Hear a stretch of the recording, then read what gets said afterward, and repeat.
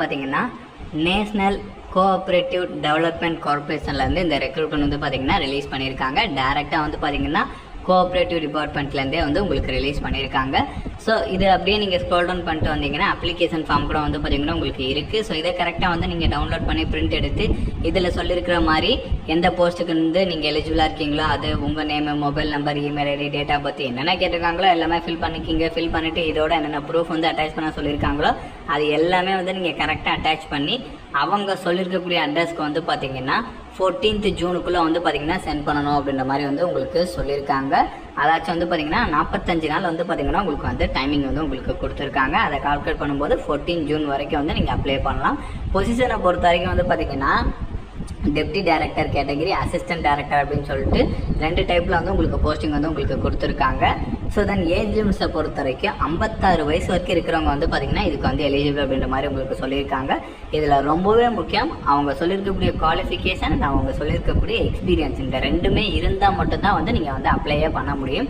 So first வந்து பார்த்தீங்கன்னா deputy director கேட்டகரியில் வந்து போஸ்டிங் கொடுத்துருக்காங்க. இதுக்கு வந்து பார்த்தீங்கன்னா 56,000லேருந்து 1 லேக்குக்கு மேலேயே வந்து பார்த்தீங்கன்னா உங்களுக்கு சேலரி இருக்கும். ஸோ இதுக்கு வந்து பார்த்தீங்கன்னா 56 வயசு வரைக்கும் இருக்கிறவங்க வந்து பார்த்தீங்கன்னா எலிஜிபிள். அண்ட் இதில் டிகிரி வந்து நீங்கள் கம்ப்ளீட் பண்ணியிருக்கணும். அது மட்டும் இல்லாமல் வந்து பார்த்தீங்கன்னா எம்பிஏமே வந்து நீங்கள் கம்ப்ளீட் பண்ணியிருக்கணும் அப்படின்ற மாதிரி சொல்லியிருக்காங்க. அந்த எம்பிஏ வந்து பார்த்தீங்கன்னா ஃபைனான்ஸ்லேயோ, மார்க்கெட்டிங்லேயோ, இல்லைனா வந்து பிஜி எக்கனாமிக்ஸ் ரிலேட்டடாவோ, காமர்ஸோ, ஸ்டாட்டிஸ்டிக்ஸோ, பேங்கிங்கோ, இன்சூரன்ஸோ, ஸோ அந்த மாதிரி வந்து நீங்கள் படிச்சிருந்தாலும் வந்து எலிஜிபிள் அப்படின்ற மாதிரி சொல்லியிருக்காங்க. ஸோ இந்த குவாலிஃபிகேஷன் மட்டும் இருந்தால் பார்த்தாது, அவங்க சொல்லியிருக்கக்கூடிய கேட்டகரியில் வந்து பார்த்தீங்கன்னா 5 வருஷம் வந்து பார்த்தீங்கன்னா எக்ஸ்பீரியன்ஸ் வந்து இருக்கணும் அப்படின்ற மாதிரி சொல்லியிருக்காங்க. ஏதாச்சும் ஒரு பேங்கிங் செக்டார்லேயோ, ஏதாச்சும் ஒரு ஃபைனான்சியல் செக்டார்லேயோ, ஸோ இந்த மாதிரி ஏதாச்சும் ஒரு செக்டாரில் வந்து பார்த்தீங்கன்னா வந்து உங்களுக்கு 5 இயர்ஸ் வந்து கண்டிப்பாக வந்து எக்ஸ்பீரியன்ஸ் வந்து இருக்கணும். அப்படி எக்ஸ்பீரியன்ஸ் இருந்தால் தான் வந்து அப்ளை பண்ண முடியும் அப்படின்றதையும் வந்து தெளிவாக சொல்லியிருக்காங்க. தென் அதுக்கப்புறம் வந்து அதுலேயே வந்து பார்த்தீங்கன்னா ஃபைனான்ஸ் அண்ட் அக்கௌண்ட்ஸ் கேட்டகரி, இதுக்குமே வந்து டிகிரி முடிச்சுட்டு எம்பிஏ வந்து முடிச்சிருக்கணும். அவங்க சொல்லியிருக்கக்கூடிய ட்ரேடில் இதுக்குமே வந்து பார்த்தீங்கன்னா அவங்க சொல்லியிருக்கிற மாதிரி 5 இயர்ஸ் வந்து உங்களுக்கு எக்ஸ்பீரியன்ஸ் வந்து இருக்கணும் அப்படின்ற மாதிரி சொல்லியிருக்காங்க.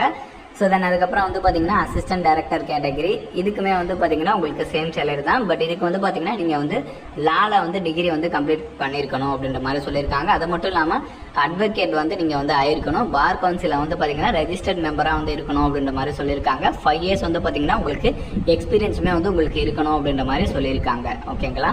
ஸோ இதெல்லாம் வந்து உங்களுக்கு இருக்குது அப்படின்ற பட்சத்தில் நீங்கள் இந்த ரெக்ரூட்மெண்ட்டுக்கு வந்து பார்த்தீங்கன்னா எலிஜிபிள். ஸோ கரெக்டாக வந்து நீங்கள் அப்ளிகேஷன் ஃபார்மை வந்து நீங்கள் டவுன்லோட் பண்ணி பிரிண்ட் எடுத்து அவங்க சொல்லியிருக்கக்கூடிய டீட்டெயிலாம் வந்து நீங்கள் வந்து ஃபில் பண்ணி அவங்க கேட்டுக்கக்கூடிய டீட்டெயிலாம் வந்து நீங்கள் அட்டாச் பண்ணி அவங்க சொல்லியிருக்கக்கூடிய அட்ரஸ்க்கு சென்ட் பண்ணி நீங்கள் வந்து விண்ணப்பிக்கலாம். ஓகேங்களா?